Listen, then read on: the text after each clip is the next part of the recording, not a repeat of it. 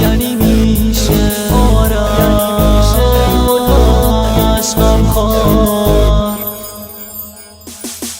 یعنی میشه یه شب بیان بگن ماه اومده، واسه دیدنش نگن کلی خاطر خواه اومده. یعنی میشه به من بگی از این به بعد یار تو هم، چرا برم پیش اونا حالا که من مال تو هم. یعنی میشه که جای من فقط روی چشات باشه، که کلام تو بازم من میمیرم برات باشه. یعنی میشه فقط یه بار خدا به ما نگاه کنه، یعنی میشه که شونه هات فقط پناه من باشه. میگی نمیشه ولی من همش میگم خدا کنه، همش میگم خدا کنه.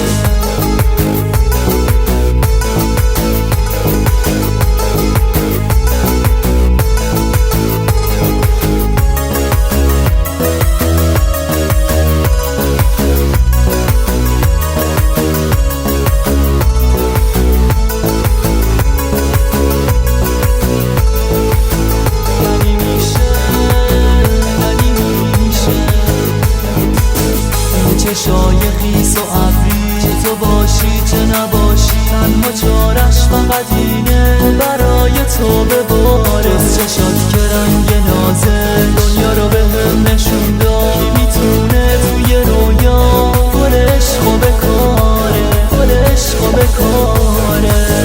یعنی میشه یه شب بیان بگن ماه اومده، واسه دیدنش نگن کلی خاطر خواه اومده.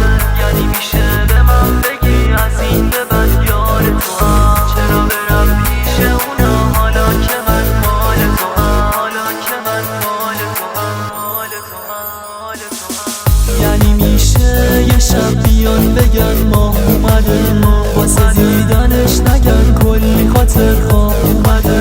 یعنی میشه به من بگی از این به بعد یار تو هم، چرا برم پیش اونا حالا که من مال تو هم. یعنی میشه که جای من فقط روی چشات باشه، که کلام تو بازم من میمیرم برات باشه.